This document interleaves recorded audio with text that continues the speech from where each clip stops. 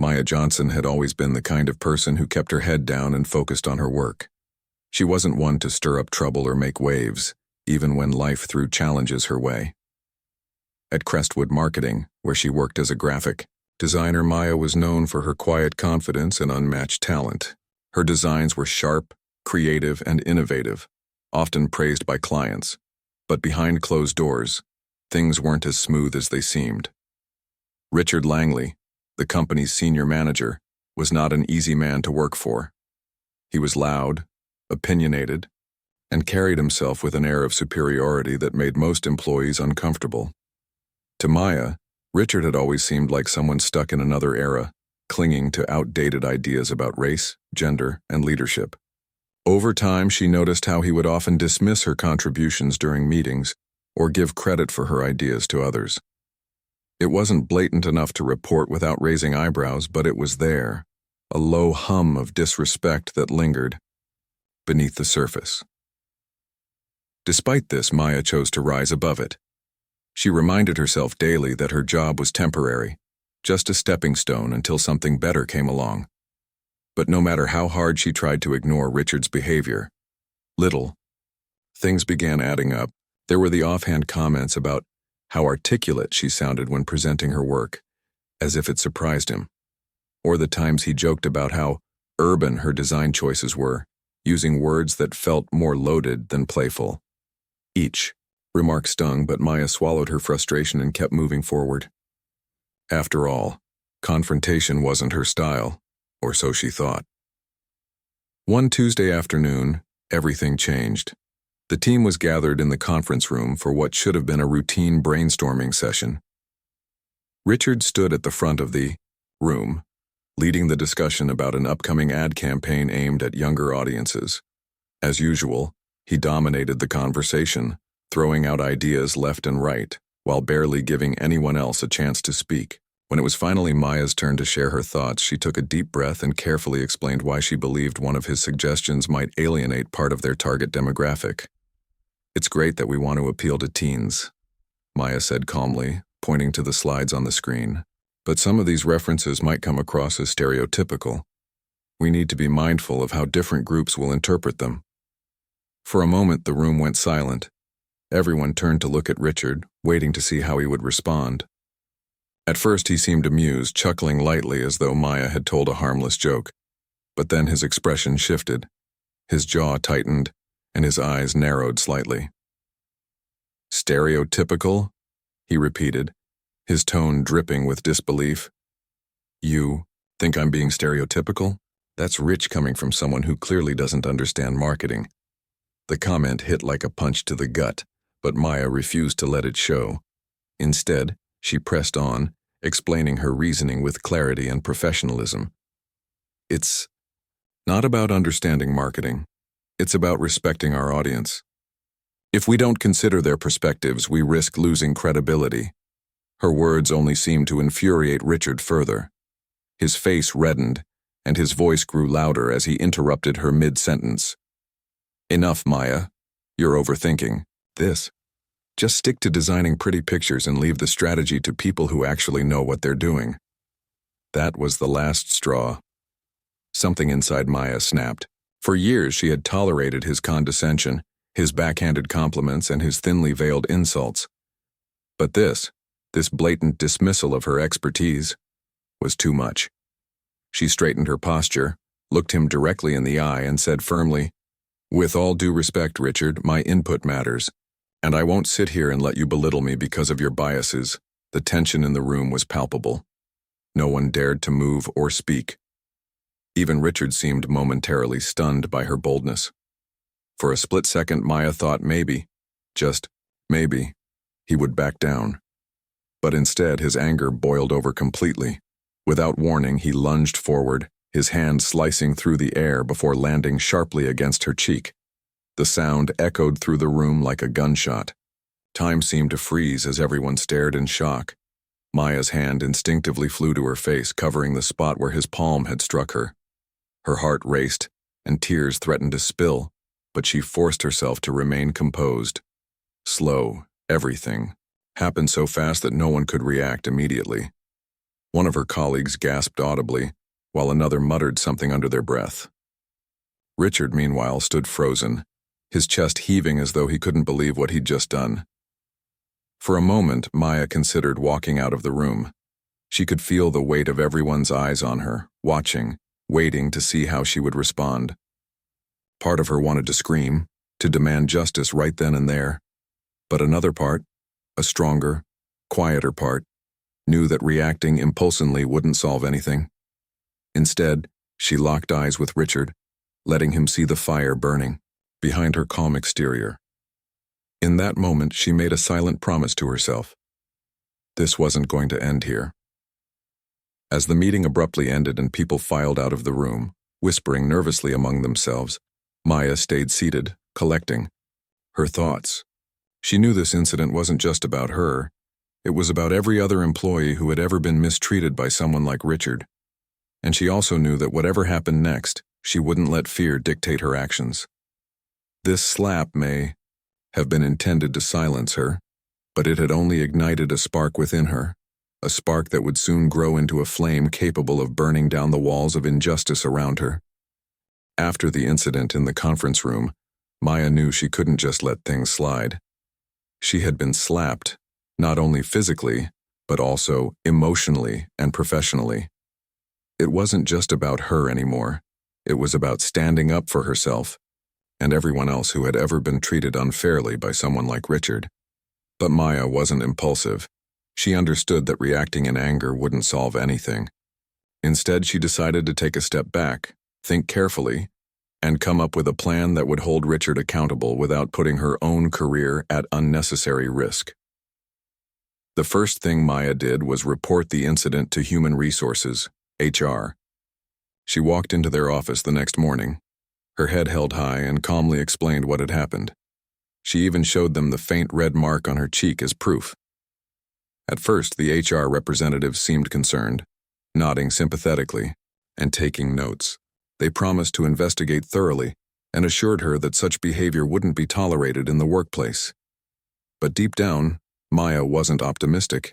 She had heard stories from other employees about how HR often protected higher-ups like Richard instead of addressing real issues. And sure enough, within days, her suspicions were confirmed. When Maya followed up with HR, they told her that Richard claimed the slap was an accident, brought on by his frustration during the meeting.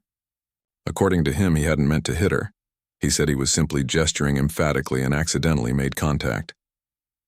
Worse still, HR suggested that Maya might have provoked him by being too confrontational during the discussion.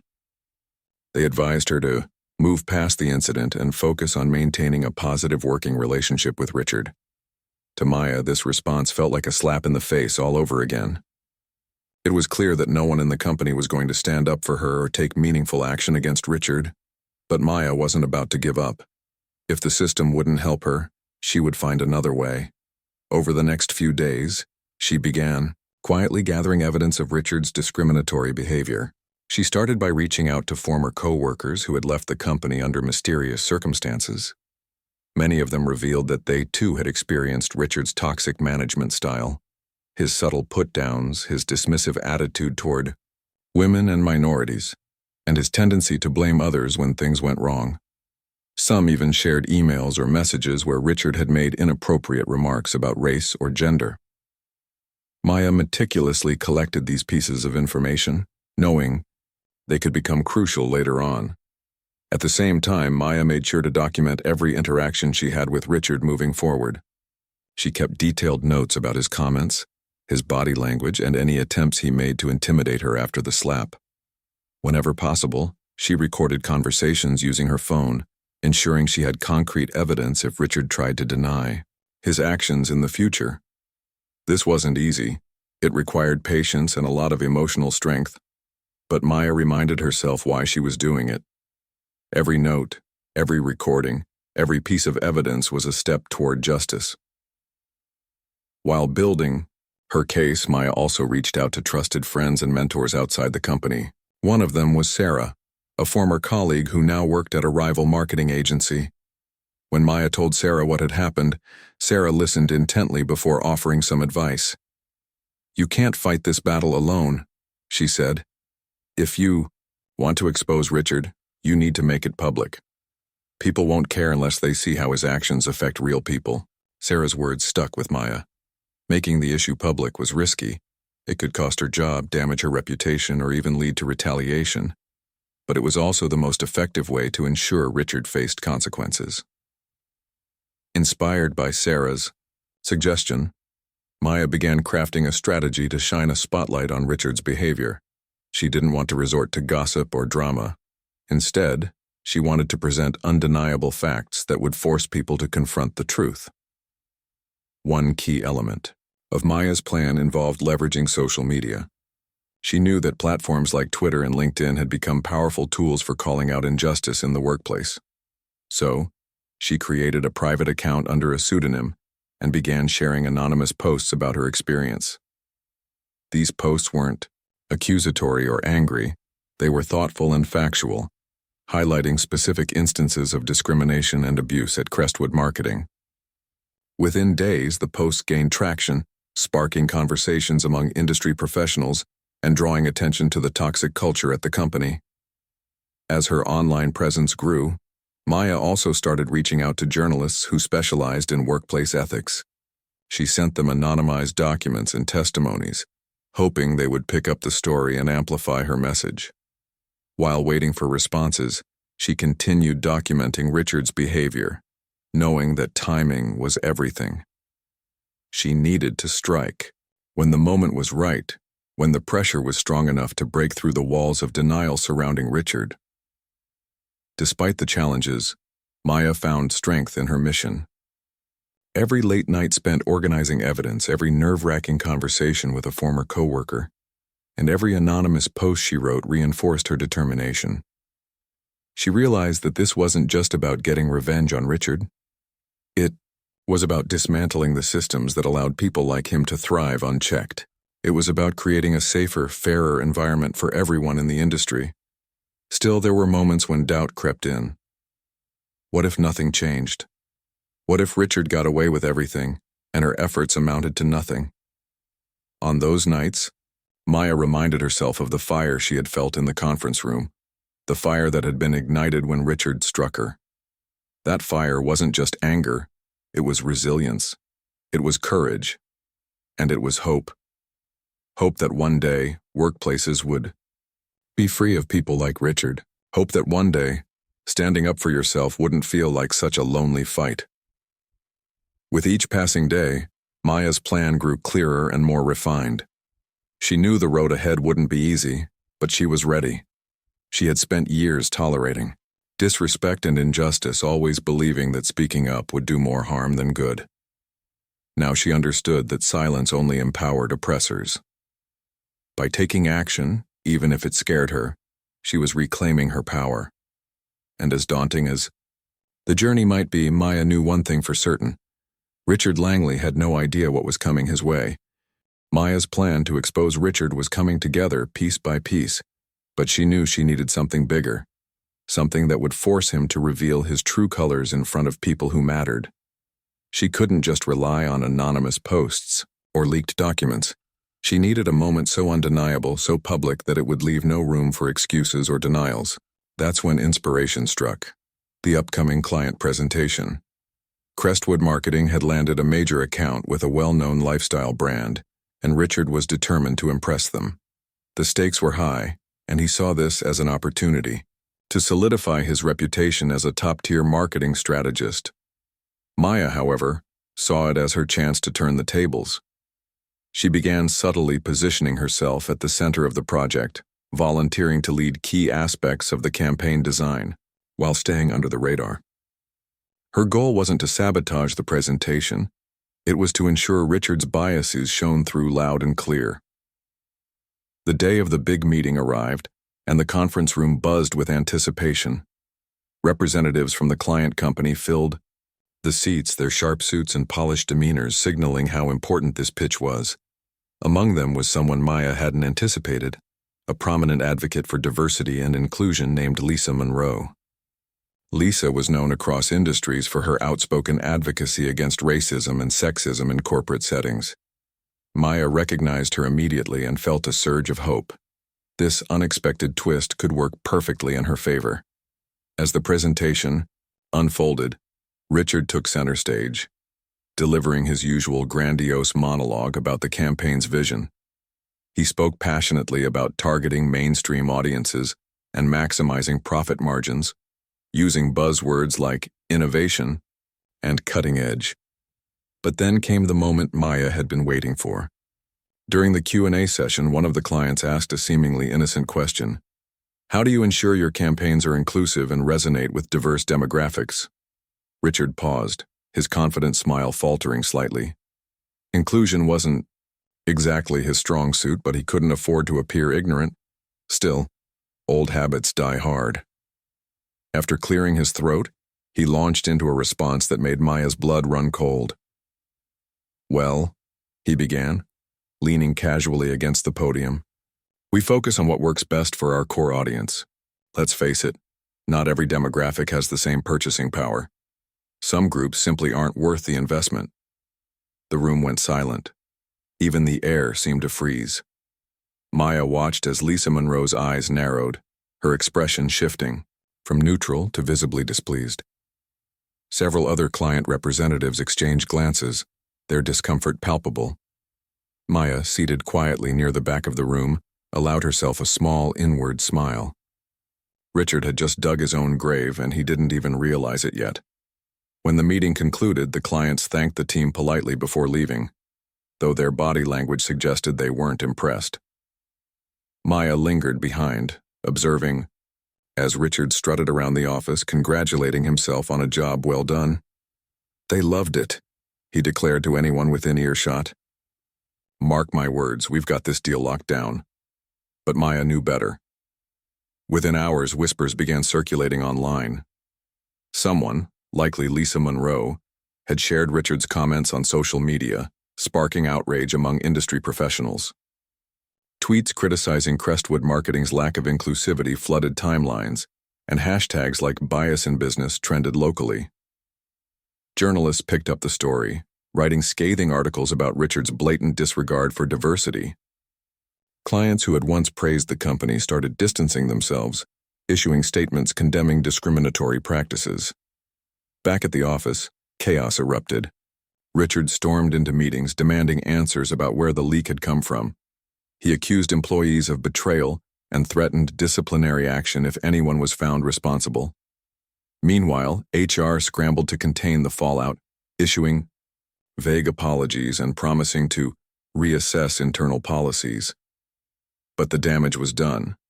Richard's reputation was crumbling, and there was nothing he could do to stop it. Maya, of course, played the part of the innocent bystander flawlessly. She expressed concern during team discussions, asking questions like, "Do you think this will affect our projects?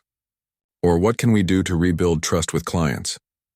On the surface, she appeared as clueless as everyone else, but inside, she felt a quiet sense of satisfaction.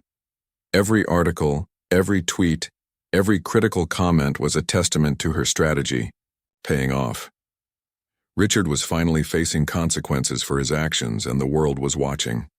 Still, Maya wasn't done. While the initial wave of backlash had succeeded in tarnishing Richard's image, she wanted to make sure the lesson stuck. She decided to escalate her efforts further by anonymously leaking audio recordings of Richard's past racist remarks to a popular business podcast. These recordings, collected over months of careful documentation, captured him making derogatory jokes and dismissive comments about minorities during casual conversations. When the podcast aired the clips during a live episode, the reaction was explosive. Listeners called in, sharing their own stories of discrimination in the workplace. Industry leaders condemned Richard's behavior, calling for accountability and systemic change. The episode trended nationally, drawing attention not just to Richard but to the broader issue of bias in corporate culture. For Maya, this was the ultimate validation of her plan. By amplifying Richard's words, she had stripped away any pretense of professionalism and exposed him for who he truly was, a man whose prejudices ran deep and unchecked. Through all of this, Maya remained calm and composed. She continued going about her daily tasks, pretending to be oblivious to the storm brewing around her. But privately, She reflected on how far she'd come since that fateful day in the conference room. What had started as a personal vendetta had evolved into something much larger, a movement to hold powerful figures accountable and create a more equitable workplace. Maya knew the fight wasn't over, but she also knew she had taken a significant step toward lasting change. As the dust settled, Maya couldn't help but feel a mix of emotions: pride, relief, and even a tinge of sadness. She had achieved what she set out to do, but the process had been exhausting. Still, she reminded herself that justice often required sacrifice, and though Richard might never fully understand the impact of his actions, the ripple effect of his exposure would reach far beyond Crestwood Marketing. Employees everywhere would see that speaking up, no matter how daunting, could lead to real change. And Maya? She had proven to herself that courage, strategy, and determination could overcome even the most entrenched systems of oppression. The fallout from Richard's exposed comments continued to ripple through the industry, and Maya watched as his once impenetrable facade began to crumble. The leaked audio recordings had struck a nerve not just with the public, but also with Crestwood Marketing's leadership team. For years, they had turned a blind eye to Richard's behavior, prioritizing profits over principles. Now, with their reputation hanging by a thread, they scrambled to distance themselves from him. But Maya wasn't satisfied with simply watching Richard lose his footing. She wanted him to truly understand the harm he had caused. As the days passed, Richard became increasingly desperate. His usual arrogance gave way to paranoia, and he spent hours pacing around the office, muttering under his breath about traitors and leaks. He called emergency meetings, demanding that his team find the source of the recordings. At one point, he even accused Maya directly, pointing a finger at her during a tense discussion. "You've been quiet this whole time," he snapped, his voice trembling with frustration. "Too quiet. You're behind this, aren't you?" Maya didn't flinch. She met his gaze calmly, her expression unreadable. "If I were you, I'd focus less on who exposed you and more on why people feel the need to expose you in the first place," she replied evenly. Her tone was measured, almost clinical, leaving no room for argument. Richard opened his mouth to retort but quickly closed, yet again unsure how to respond. It was clear that Maya wasn't going to play his game, and that unnerved him more than anything else. Despite his accusations, Richard couldn't prove Maya's involvement. Without concrete evidence, he was forced to retreat, licking his wounds, while the world continued to judge him harshly. Meanwhile, Maya bided her time, knowing that the final phase of her plan was approaching. She had set the stage perfectly. Now it was time to confront Richard face to face, not out of anger or revenge, but to force him to reckon with the consequences of his actions. One afternoon, Maya requested a private meeting with Richard.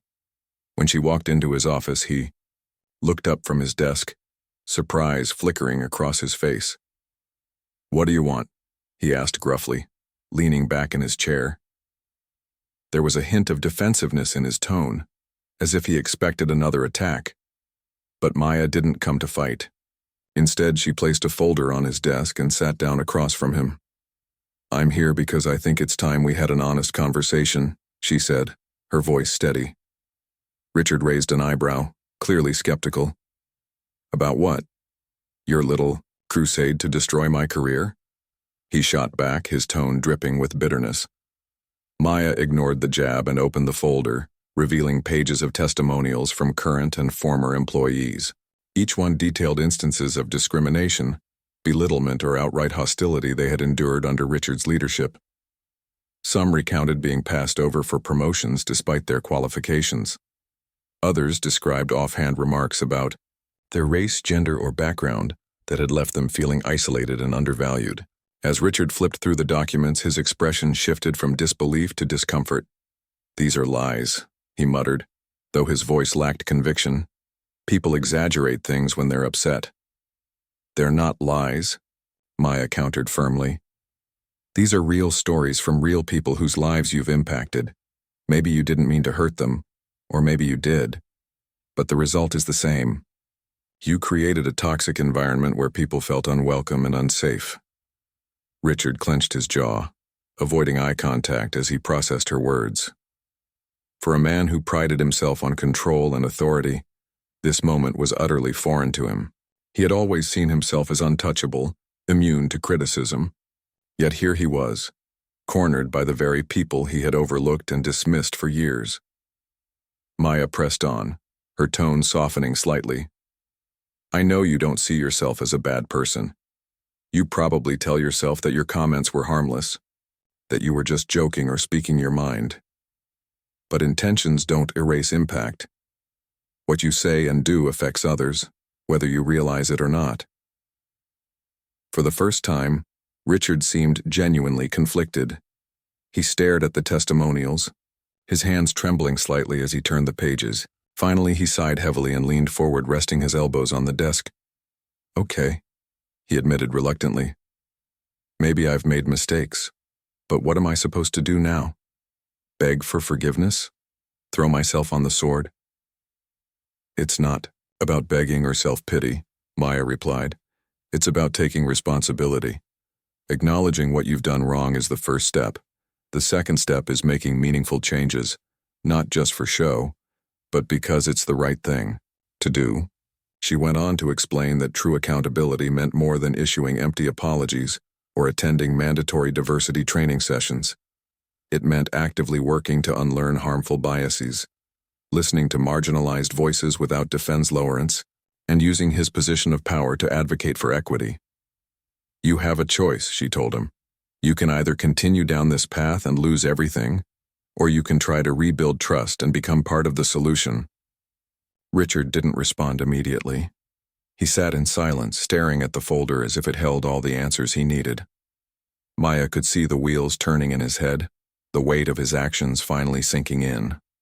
While she doubted he would fully transform overnight, she knew this conversation had planted a seed, one that might eventually grow into something meaningful. The days following Maya's private meeting with Richard marked a turning point, not just for him, but for the entire company. While Richard hadn't publicly admitted to any wrongdoing, it was clear that their conversation had shaken him. For years he had operated under the assumption that his words and actions were above reproach, shielded by his position of authority. But now, cracks were beginning to show in his carefully constructed facade. Employees noticed subtle changes in his demeanor. He seemed quieter, less confrontational, and more withdrawn. Gone were the brash comments and dismissive gestures. Instead, he appeared hesitant, as if second-guessing every interaction. Maya, however, wasn't fooled by this sudden shift. She understood that guilt and fear could prompt temporary behavior changes, but real transformation required consistent effort over time. Still, she couldn't deny that something significant had shifted. The man who had once slapped her across the face in front of colleagues now avoided eye contact when they passed in the hallway. It was almost surreal, watching someone so powerful reduced to a shadow of his former self. Yet, despite the satisfaction of seeing him humbled, Maya knew the work wasn't done. Accountability wasn't just about punishing Richard. It was about fostering an environment where such behavior could never take root again. As the weeks went by, Crestwood Marketing underwent a series of internal reforms. Under mounting pressure from clients, industry watchdogs, and even its own employees, the company announced a sweeping initiative aimed at promoting diversity and inclusion. Training programs were implemented, new hiring practices introduced, and anonymous feedback channels established to ensure employees felt safe reporting misconduct. On paper, these measures looked promising, but Maya remained skeptical. She had seen too many companies roll out similar initiatives only to abandon them once public scrutiny faded. If Crestwood truly wanted to change, actions would need to speak louder than words. Richard, meanwhile, found himself increasingly isolated. His attempts to repair relationships with colleagues fell flat, met with cold indifference or outright hostility. Even his closest allies within the company began distancing themselves, unwilling to be associated with someone whose reputation had become synonymous with bias and discrimination. In meetings, his input was often ignored, and his ideas dismissed without discussion. It was a stark contrast to the days when he had dominated every conversation, silencing dissent with a single glare. Now, he sat quietly in the corner, his presence barely acknowledged. Despite his fall from grace, Richard made one last-ditch effort to salvage his career. He called another private meeting with Maya, this time not to accuse or intimidate, but to ask for guidance. "I don't know what to do," he admitted, his voice tinged with desperation. "Everything I try feels like it's making things worse." Maya studied him carefully, searching for sincerity in his expression. Part of her wanted to dismiss his plea as insincere, a calculated move to regain control, but another part recognized the vulnerability in his eyes. Whether genuine or not, this moment represented an opportunity, a chance to hold him accountable while also encouraging growth. "You're right. It's not going to be easy," Maya said after a pause. "People don't trust you anymore, and rebuilding that trust will take time. But if you're serious about changing, there are steps you can take." She outlined a plan, starting with small, tangible actions. First, Richard needed to issue a public apology, not a vague statement crafted by PR professionals, but a heartfelt acknowledgement of his mistakes and their impact. Second, he should volunteer to mentor underrepresented employees, offering support and amplifying their voices rather than overshadowing them. Finally, he had to commit to ongoing education, actively seeking out resources to better understand systemic inequality and how to combat it. Richard listened intently, nodding along as Maya spoke. When she finished, he exhaled deeply, as though releasing a weight he'd been carrying for months. "I'll do it," he said firmly, though his voice wavered slightly. "I don't expect forgiveness. I know I messed up, but I want to try. For me, and maybe for others too." Maya nodded, satisfied yet cautious. "Good. But remember, this isn't about redemption for redemption's sake. It's about creating space for people who've been marginalized for far too long. If you're serious about helping, prove it through your actions." Over the next several months, Richard began taking tentative steps toward change. He wrote a candid letter addressing his past behavior, which was published on the company website. Though some dismissed it as damage control, others appreciated the raw honesty in his words. He also started attending workshops on racial equity and unconscious bias, often staying late to ask questions and engage in discussions. Slowly but surely he began rebuilding bridges, or at least attempting to. While Richard's efforts garnered mixed reactions, Maya focused on her own path forward. She realized that staying at Crestwood Marketing, even with its newfound commitment to reform, wasn't the best option for her. The toxic culture ran deeper than one person, and she deserved a workplace where she could thrive without constantly fighting for respect. With that in mind, she decided to leave the company and pursue a dream she'd long kept on the back burner, starting her own creative agency. Maya poured all her energy into building her business, determined to create a space that celebrated diversity and empowered marginalized voices. Her agency quickly gained traction, attracting clients who shared her vision of inclusive storytelling. From the very beginning, she prioritized hiring a diverse team and fostering an environment where everyone felt valued and heard. It wasn't always easy. There were challenges and setbacks along the way. But Maya approached each obstacle with the same resilience that had defined her journey thus far. Word of Maya's success spread throughout the industry, inspiring others to follow in her footsteps. Former colleagues reached out, thanking her for standing up to Richard and paving the way for change. Some even joined her agency, eager to be part of a movement that prioritized authenticity and representation. Through it all, Maya remained humble, knowing that her fight was part of a larger collective effort to dismantle systemic barriers. Looking back, Maya reflected on everything she had endured, from the slap that sparked her rebellion to the countless hours spent strategizing and advocating for justice. Each step had been difficult, but none had been wasted. By holding Richard accountable, she hadn't just exposed one man's biases. She had ignited a conversation about accountability, equity, and the power of speaking truth to authority. And, though Richard's road to redemption was still uncertain, Maya took solace in knowing she had planted seeds of change, seeds that would continue to grow long after she moved on. In the end, Maya's story became more than a tale of revenge or vindication. It was a testament to the strength of those who refuse to stay silent, who dare to challenge oppressive systems, and who believe in the possibility of a better future.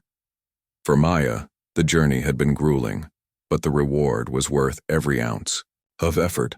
A world where courage triumphs over fear and justice prevails, even if it takes time.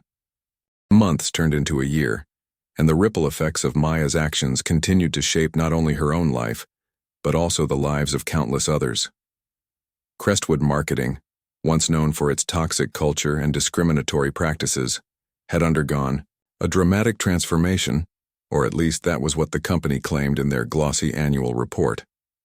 While some skeptics remained unconvinced, there was no denying that the business world had taken notice of the scandal. Articles about workplace accountability and diversity became more frequent, with journalists often citing Richard Langley's downfall as a cautionary tale for leaders everywhere. Richard himself had stepped down from his position at Crestwood shortly after Maya left. His resignation letter, published internally, struck a somber tone. "I have failed as a leader," he wrote. "My actions have caused harm, and I must take responsibility for them." Whether this admission came from genuine remorse or sheer exhaustion was unclear, but it marked the end of an era.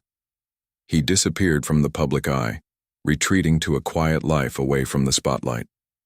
Rumors circulated that he was volunteering, with community organizations focused on racial equity, though no one could confirm these claims. Regardless, his legacy served as a stark reminder of how unchecked power and prejudice could destroy careers and lives.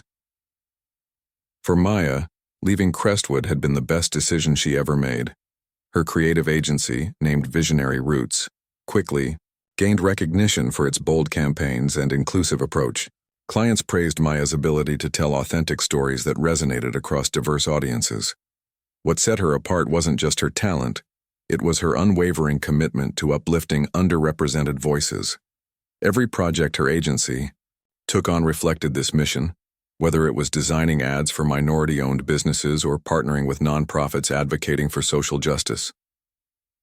Maya's team grew steadily, attracting talented individuals who shared her passion for change.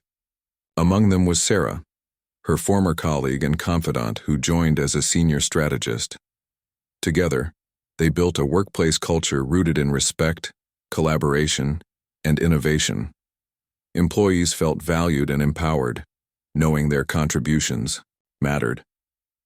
The contrast between Visionary Roots and Maya's previous workplace couldn't have been starker. Where Crestwood had thrived on exclusion and fear, Visionary Roots flourished through inclusion and trust.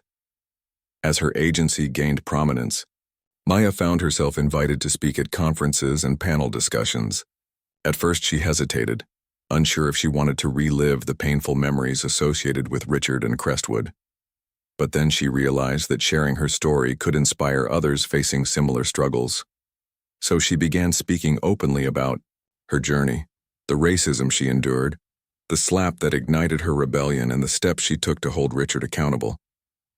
Her talks resonated deeply with audiences, many of whom approached her afterward to share their own experiences of workplace discrimination. One particular moment stood out during a conference in New York City. After delivering a keynote speech, Maya was approached by a young woman named Jasmine, who worked as a junior designer at a large tech firm. Jasmine tearfully recounted how her manager had mocked her accent during a team meeting, leaving her humiliated and unsure of what to do. "Your story gives me hope," Jasmine said, clutching Maya's hand. "If you can stand up to someone like Richard, maybe I can find the courage to speak out too." Maya hugged her tightly, feeling a surge of emotion. This was why she had fought so hard, not just for herself, but for people like Jasmine who needed proof that change was possible. She spent nearly an hour talking with Jasmine, offering advice and encouragement. By the time they parted ways, Jasmine seemed visibly more confident, ready to confront her own challenges head-on. Over time, Maya's influence extended beyond individual empowerment. Companies began reaching out to her agency for guidance on fostering inclusive environments. Some sought help revamping their hiring processes, others wanted assistance addressing existing biases within their teams. Maya welcomed these opportunities, seeing them as chances to create systemic change. Through workshops, consultations, and partnerships, Visionary Roots became synonymous with progress, a beacon of hope in industries long plagued by inequality. Despite her success, Maya never lost sight of her roots. She frequently visited schools and community centers, mentoring aspiring designers and entrepreneurs from marginalized backgrounds. She believed strongly in paying it forward, ensuring that the next generation wouldn't face the same barriers she had. These interactions reminded her of why she started this journey in the first place, to build a better future, one small step at a time. Years later, when reflecting on everything that had transpired, Maya allowed herself a rare moment of pride. She thought about the slap that had once felt like the ultimate insult, a symbol of oppression and disrespect. Now she saw it differently. That slap hadn't broken her. It had awakened her. It had forced her to confront the injustices around her and channel her pain into purpose. In doing so, she had not only changed her own life, but also sparked a movement that touched countless others. Her relationship with Richard remained complicated. Occasionally, updates about him surfaced, usually whispers from mutual acquaintances or brief mentions in industry circles. He had reportedly dedicated himself to volunteering work, teaching job skills to underserved communities. Whether this was an act of genuine repentance or an attempt to salvage his reputation, Maya couldn't say. Nor did she dwell on it. What mattered most was that his fall from grace had opened doors for meaningful conversations about bias, privilege, and accountability. In the end, Maya's story wasn't just about revenge or vindication. It was about resilience, the kind that comes from standing firm in the face of adversity. It was about courage, the kind that inspires others to rise above fear and doubt. And it was about hope, the belief that even in the darkest moments, light can emerge if we refuse to give up. As Maya sat in her office one evening, watching the sunset paint the sky in hues of orange and pink, she smiled softly. Her journey had been far from easy, filled with sleepless nights, moments of doubt, and battles she hadn't been sure she could win. Yet here she was, stronger and wiser, surrounded by a team that believed in her vision and a community that supported her mission. The road ahead would undoubtedly bring new challenges, but Maya knew she was ready. After all, she had already proven to herself and to the world that true strength lies not in avoiding conflict, but in facing it head-on and emerging victorious. And with that thought, Maya turned back to her desk, ready to tackle whatever tomorrow might bring.